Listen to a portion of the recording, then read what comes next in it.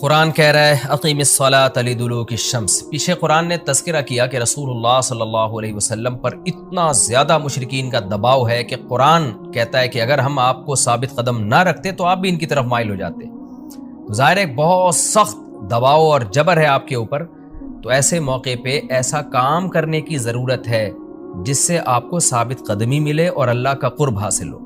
تو اس کا سب سے بہترین طریقہ قرآن کہتا ہے نماز ہے، یعنی اے نبی صلی اللہ علیہ وسلم آپ نماز کو مضبوطی سے تھامیے تاکہ آپ کو ثابت قدمی ملے، آپ کو اللہ کا قرب ملے، کیونکہ جس اللہ کے لیے کام کیا جا رہا ہے نا، جب تک اس اللہ سے رشتہ مضبوط نہیں ہوگا تو اس کام میں آپ ثابت قدم نہیں رہ سکتے، اور اللہ سے رشتہ مضبوط کرنے کا سب سے بڑا ذریعہ نماز ہے۔ اس لیے قرآن کہتا ہے اقیم الصلاۃ، آپ نماز قائم کیجئے، لدلوک الشمس، سورج کے ڈھلنے کے وقت۔ سورج کب ڈھلتا ہے؟ جب بالکل بلندی پہ جا کے ڈھلنا شروع ہوتا ہے تو ظہر کا وقت شروع ہوتا ہے، الی غسق اللیل، رات کے اندھیروں تک، یعنی اس میں 4 نمازیں آ گئیں۔ سورج جب ڈھلتا ہے نا، بالکل بلندی پر ہوتا ہے، تھوڑا سا ڈھلتا ہے ظہر کا وقت، مزید ڈھلان پیدا ہوتی ہے عصر کا وقت، مزید ڈھلتا ہے مغرب کا وقت، اور پھر الی غسق اللیل، سورج تو غائب ہو جاتا ہے مغرب کے بعد، پھر رات کے اندھیرے میں یعنی عشاء کا وقت، وقرآن الفجر، اور فجر کے وقت میں، فجر کے تلاوت کے وقت میں۔ تو قرآن میں اشارہ کر دیا کہ اصل تلاوت کا وقت ہے ہی فجر کا۔ آج بعض اماموں کو ہم نے دیکھا فجر میں بڑی مختصر تلاوت کرتے ہیں، یہ بالکل غلط ہے۔ سنت ہے فجر میں طوال مفصل، یعنی سورہ حجرات سے لے کے سورہ بروج تک کی جو لمبی لمبی صورتیں ان کو تلاوت کیا جائے۔ تو فجر کے قرآن کے وقت بھی آپ نماز قائم کیجئے۔ ان قرآن الفجر، بے شک فجر کا جو قرآن ہے، فجر میں جو تلاوت ہے، کان مشہودا، اس میں حاضر ہوتے ہیں۔ کون حاضر ہوتے ہیں؟ حدیث سے پتہ چلتا ہے فرشتے۔ فجر کا وقت اتنا مبارک وقت ہے جب اس میں امام صاحب قرات کرتے ہیں اور لوگ ہاتھ باندھ کے پیچھے امام کی قرات سنتے ہیں، ایک خاص سکینت نازل ہوتی ہے اللہ کی طرف سے، اور فرشتے بھی اس تلاوت میں نازل ہوتے ہیں۔ صحیح حدیث سے یہ بات ثابت ہے کہ فرشتے جو تبدیل ہوتے ہیں نا، ان کے آنے جانے کا وقت اور فجر اور عصر میں ہے۔ وہ جو فجر میں فرشتے آتے ہیں انسان کی حفاظت کے لیے، لہو معقبات من بین یدیہ ومن خلفہ یحفظونہ من امر اللہ، بہت ساری مخلوق اس کائنات میں ایسی ہے جہاں تک سائنس نہیں پہنچی، اور ہو سکتا ہے قیامت تک پہنچ ہی نہ سکے، وہ انسان کی عقل سے بالاتر ہے وہ مخلوق، اور یہ بھی ممکن ہے پہنچ جائے سائنس ترقی کر کے۔ وہ مخلوق انسان کو نقصان پہنچانے کی کوشش کرتی ہے، تو اس مخلوق سے بچانے کے لیے، جن میں جنات ہیں سر فہرست، ان سے بچانے کے لیے اللہ نے فرشتوں کا انتظام کیا ہے۔ تو حدیث میں آتا ہے صبح و شام، قرآن سے بھی یہ بات ثابت ہے، صبح و شام فرشتوں کی باریاں چینج ہوتی ہیں اور وہ ہماری حفاظت کے لیے اللہ کی طرف سے متعین ہوتے ہیں۔ تو ان کی جو حاضری ہے ان فرشتوں کی، وہ فجر کے وقت میں ہوتی ہے۔ اور یہ بھی حدیث سے ثابت ہے کہ بہت سے فرشتے صرف تلاوت سننے کے لیے زمین پہ اترتے ہیں۔ تہجد کے بارے میں حدیث میں آتا ہے کہ جب کوئی شخص تہجد میں قرآن کی تلاوت کرتا ہے تو فرشتے آنا شروع ہوتے ہیں اور اس کے جو ہے نا لبوں پہ اپنے منہ کو رکھ لیتے ہیں اس کی تلاوت کو چکھنے کے لیے۔ اتنا فرشتوں کو لطف محسوس ہوتا ہے تہجد کی تلاوت میں، اور پھر وہ تانتا بناتے بناتے جو ہے نا ایک دوسرے پہ سوار ہوتے ہوتے آسمان کی بلندیوں تک پہنچ جاتے ہیں۔ تو فجر کی نماز میں بھی یہ فضیلت ہے۔ تو آگے اللہ فرماتے ہیں کہ اللہ نے فجر کی نماز کی فضیلت کو بیان کیا، آگے اللہ فرماتے ہیں وَمِنَ اللَّيْلِ، یہ تو 5 نمازیں ہو گئیں، یہ تو ساری امت پہ فرض ہیں، لیکن رات کے کچھ حصے میں فَتَہَجَّدْ بِهِ کا مطلب اس حصے میں آپ نے تہجد پڑھنی ہے، نافلۃ لک، اے محمد صلی اللہ علیہ وسلم، یہ آپ کے لیے اضافہ ہے۔ کیا مطلب؟ یا تو نبی صلی اللہ علیہ وسلم پہ 6 نمازیں فرض تھیں، یعنی 5 فرض کے علاوہ تہجد بھی فرض تھی، تو اس لیے قرآن نے کہہ دیا کہ امت پہ تو 5 فرض ہیں نافلۃ لک، لیکن یہ تہجد آپ کے لیے اضافی ہے، یعنی آپ پر 6 نمازیں فرض ہیں۔ ایک مطلب تو یہ بھی ہو سکتا ہے، اور جو علماء اس کے قائل ہیں کہ نہیں نبی پر تہجد فرض نہیں تھی، تو ان کے نزدیک اس آیت کی تفسیر یہ ہوگی کہ یہ آپ کے لیے ایک اضافہ ہے اللہ کے قرب حاصل کرنے کا، یعنی 5 نمازیں تو پڑھنی ہی پڑھنی ہے، لیکن آپ اللہ کے قرب کے لیے ایک اضافی چیز بھی آپ کو دی جا رہی ہے تاکہ آپ کے درجات اور زیادہ بلند ہو۔ تو ایسی صورت میں یہ صرف نبی کے ساتھ خاص نہیں ہے، کیونکہ خطاب نبی سے چل رہا ہے، اس لیے اللہ نے کہہ دیا آپ کے لیے اضافہ، ورنہ حقیقت میں پوری امت کے لیے یہ اضافہ ہے۔ آگے اللہ فرماتے ہیں عسیٰ ان یبعثک ربک، امید ہے کہ آپ کو آپ کا رب پہنچا دے مقام محمود تک۔ یہ مقام محمود کیا ہے؟ شفاعت کبریٰ، یعنی تمام پیغمبر نبی کے پاس آئیں گے کہ آپ سفارش سے آغاز کریں، یعنی سفارش کا آغاز آپ سے ہوگا، پھر آپ صلی اللہ علیہ وسلم سفارش کریں گے۔ تو یہ ایک سب سے اونچا مقام ہے جو اللہ قیامت کے دن رسول اللہ صلی اللہ علیہ وسلم کو دے گا، اور جس سے آپ کی تمام پیغمبروں پر فضیلت ثابت ہو جائے گی کہ جب تک آپ کی طرف سے شفاعت کی ابتدا نہیں ہوگی کوئی اور پیغمبر سفارش نہیں کریں گے۔ تو اللہ نبی صلی اللہ علیہ وسلم کو تسلیاں دے رہا ہے کہ یہ مشرکین کا جو آپ پہ اوپر بے پناہ دباؤ ہے، جبر ہے، آپ اس میں تسلی رکھیے، آپ نماز قائم کریں اور تہجد کی پابندی کریں، اللہ نے آپ کو بہت بڑا آگے چل کے مقام دینا ہے۔ تو چونکہ نبی صلی اللہ علیہ وسلم بھی بشر تھے نا، مشرکین کے دباؤ کی وجہ سے آپ بھی ایک پریشانی میں آتے تھے، تو اس لیے اللہ آپ کو ثابت قدم رکھنے کے لیے آپ صلی اللہ علیہ وسلم کو یہ خوشخبریاں سنا رہا ہے کہ آپ نے اپنا اس عمل کو فوکس کرنا ہے، نماز اور تہجد کو، تاکہ آپ کا اللہ سے قرب رہے، اور اللہ آپ کو خوشخبری دے رہا ہے کہ امید ہے آپ کا رب آپ کو بہت بڑے مقام تک پہنچا دے۔ رہا مسئلہ مشرکین کی دھمکیوں کا کہ یہ پوری کوشش کر رہے ہیں کہ آپ کو مکہ سے نکال دیں، تو ہم نے تو بتا دیا کہ یہ خود بھی نہیں پنپ پائیں گے، لیکن آپ نے اللہ سے کیا دعا مانگنی ہے؟ وَقُلْ رَبِّ، کہہ دیجئے اے میرے رب، ادخلنی مدخل صدق، مجھے مکہ میں داخل کیجئے مرغوب داخلہ، اچھا داخلہ، اور مجھے مکہ سے نکالیے بھی اچھے طریقے سے، یعنی اچھا نکلنا ہو میرا، ایسا نکلنا جس کے نتائج اچھے ہوں۔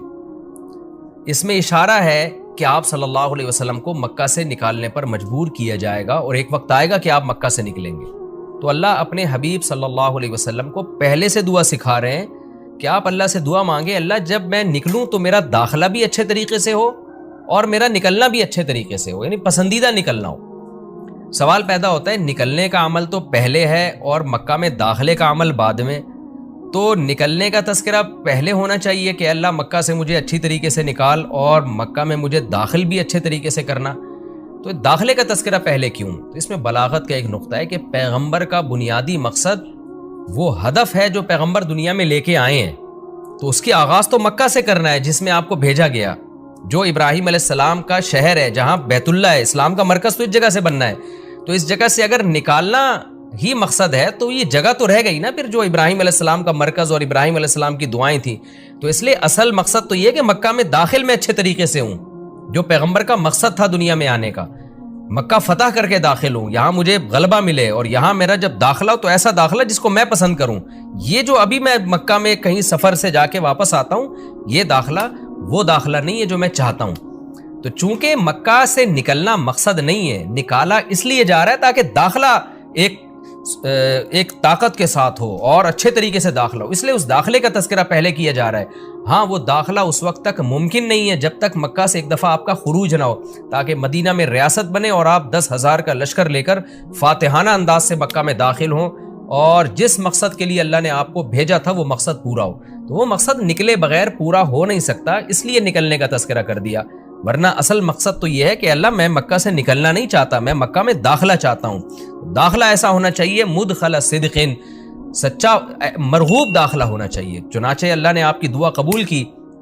اور جب نبی مکہ میں داخل ہوئے نکلنے کے بعد تو کیسا بہترین آپ نے کا داخلہ ہوا کہ 10,000 کا لشکر لے کر آپ گئے، اور مشرکین مکہ آپ سے معافی کی بھیک مانگ رہے تھے۔ تو یہ مکی آیتیں اس وقت تو ظلم کے پہاڑ توڑے جا رہے تھے، لیکن پیغمبر سے اس طرح کی دعائیں کروائی جا رہی تھیں، وَأَخْرِجْنِي مُخْرَجَ صِدْقٍ، اور اللہ مرغوب نکلنا ہو، یعنی جب میں نکلوں تو بھی میرا اچھا ٹھکانہ ہو۔ چنانچہ آپ کا نکلنا بھی بڑا اچھا ہوا کہ پورا مدینہ آپ کے استقبال میں کھڑا ہوا تھا، اور طلع البدر علینا من ثنیۃ الوداع، یہ جو ترانے ہیں یہ مدینہ کی بچیاں آپ کے استقبال میں پڑھ رہی تھی۔ تو آپ کا نکلنا بھی اچھا ہوا، یعنی مدینہ میں داخلہ جو مکہ سے نکل کے، اور پھر جو مکہ میں آنا وہ تو اس سے بھی زیادہ عزت اور شان کے ساتھ ہوا۔ وَاجْعَلْ لِي مِن لَّدُنْكَ سُلْطَانًا نَصِيرًا، اور اللہ تو بنا دے میرے لیے اپنے پاس سے زبردست طاقت جس میں میری مدد ہو، غلبہ دے دے مجھے مشرکین پر۔ یہ بھی مستقبل کی دعا ہے جو ان حالات میں نبی سے منگوائی جا رہی ہے، اور اللہ نے آپ کی ساری دعاؤں کو قبول کیا، سلطان نصیر بھی دے دیا آپ کو، غلبہ بھی دے دیا مکہ پہ، ایسا غلبہ جس میں اللہ کی مدد تھی، اور وہ کمزور غلبہ نہیں تھا، طاقتور غلبے کو سلطان کہا جاتا ہے۔ اور مدینہ میں جانا بھی آپ کا پسندیدہ ہوا، اور مکہ میں آنا بھی آپ کا پسندیدہ ہوا۔ اور اے نبی آپ یہ بھی کہہ دیجئے جاء الحق، حق آ چکا ہے، وزہق الباطل، اور باطل فنا ہو چکا ہے۔ حالانکہ جس وقت یہ دعا منگوائی جا رہی تھی باطل فنا نہیں ہوا تھا، لیکن ماضی سے جب کسی چیز کو تعبیر کیا جاتا ہے تو یہ بتانے کے لیے گویا یہ کام ہو چکا ہے، حالانکہ ہوا نہیں، ہوگا، لیکن نبی کی زبان سے نکلوایا جا رہا ہے کہ آپ مشرکین میں اعلان کر دیں کہ بس یہ کام ہو چکا ہے، حق آ گیا، باطل ختم، اور یعنی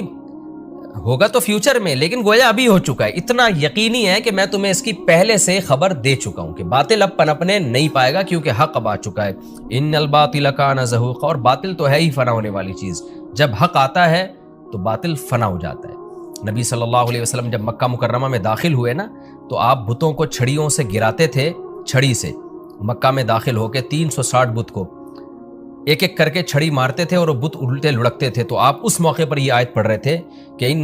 جاء الحق وزهق الباطل ان الباطل کان زہوقا۔ کیا کیفیات بنتی ہوں گی صحابہ کی اور پیغمبر کی اس وقت کہ جو خوشخبری ان کو 13 سال پہلے دی گئی تھی، کئی سال پہلے دی گئی تھی اور یقینی دی گئی تھی کہ یہ ہو چکا، تو اللہ نے اپنی آنکھوں سے دکھا دیا کہ کیسے بتوں کو بیت اللہ سے نکالا جا رہا ہے اور اللہ کے گھر کو کیسے شرک سے پاک کیا جا رہا ہے۔ وَنُنَزِّلُ مِنَ الْقُرْآنِ مَا هُوَ شِفَاءٌ وَرَحْمَةٌ لِّلْمُؤْمِنِينَ، اور قرآن کہہ رہے ہیں ہم قرآن نازل کرتے ہیں جس میں مومنین کے لیے شفا ہے، یعنی اے نبی آپ کی تسلی کے لیے اور بھی ہم بتائیں آپ کو کہ ہم یہ جو آیتیں نازل کر رہے ہیں نا، اس میں مومنین کو بھی شفا مل رہی ہے، ان کی اصلاح ہو رہی ہے شرک سے اور برے عقیدوں سے، اور مسلمانوں کے لیے یہ رحمت ہے، ان کو تسلیاں بھی مل رہی ہیں۔ وَلَا يَزِيدُ الظَّالِمِينَ إِلَّا خَسَارًا، اور ظالمین کے خسارے میں اضافہ ہو رہا ہے کیونکہ ظالمین اس پر عمل نہیں کر رہے، حجت تمام ہو رہی ہے۔ وَإِذَا نَمْنَا عَلَى الْإِنسَانِ أَعْرَضَ وَنَأَىٰ بِجَانِبِهِ، قرآن کہتے ہیں ہم جب انسان پر احسان کرتے ہیں تو وہ اعراض کرتا ہے اور اپنے پہلو کو ہٹا دیتا ہے، نعمت ملنے کے بعد بجائے اللہ کے قریب ہونے کے اللہ سے دور ہوتا ہے۔ وَإِذَا مَسَّهُ الشَّرُّ، اور جب انسان کو کوئی مصیبت پہنچتی ہے کان یئوسا، تو مایوس ہونے لگتا ہے، یعنی انسان کے بارے میں شکایت کی جا رہی ہے کہ اس کا اللہ پر ایمان نہیں ہے۔ پیغمبر کا مقصد ہے اللہ سے جوڑنا، تو یہ جو مشرکین ہیں جو اللہ کو نہیں مانتے، یہ خوشیوں میں بھی اللہ کو بھولتے ہیں اور غم میں بھی اللہ کو بھولتے ہیں، اسباب کو دیکھتے ہیں، لہٰذا جب اسباب کو آپ دیکھتے ہو اور پریشانی آتی ہے تو اسباب بتا رہے ہوتے ہیں، پریشانی دور نہیں ہو سکتی تو مایوس ہونے لگتے ہیں، ڈپریشن میں جاتے ہیں، اور جب خوشی آتی ہے تو اپنا کمال سمجھتے ہیں لہذا اترانے لگتے ہیں اور خدا سے دور ہو جاتے ہیں۔ تو اے نبی ان سے کہہ دیجئے کل یعمل علی شاکلتی، ہر شخص اپنی نیچر کے مطابق عمل کر رہا ہے۔ اچھے لوگ کیا کرتے ہیں کہ جب انہیں خوشی ملتی ہے تو شکر ادا کرتے ہیں، اور غم آتا ہے تو مایوس نہیں ہوتے، ان کو پتہ ہے غم اللہ دور کر سکتا ہے۔ فَرَبُّكُمْ أَعْلَمُ، تمہارا رب خوب جانتا ہے بِمَنْ هُوَ أَهْدَىٰ سَبِيلًا، کون ان دونوں فریقوں میں سیدھے راستے پر چل رہا ہے، جو غموں میں مایوس ہو اور خوشیوں میں اترانے لگے، خدا سے دور ہو جائے، وہ گمراہی والے راستے پر ہے، اور جو خوشیوں میں اللہ کے قریب آئے، شکر ادا کرے، اور غموں میں بھی اللہ کے قریب آئے کہ غم کو اللہ ہی دور کر سکتا ہے، مایوس نہ ہو، یہ سیدھے راستے پر ہے۔ اللہ خوب جانتا ہے کون سیدھے راستے پر ہے، یعنی اس میں اللہ نے اشارہ دے دیا کہ یہ لوگ سیدھے راستے پر ہے، تو ہمیں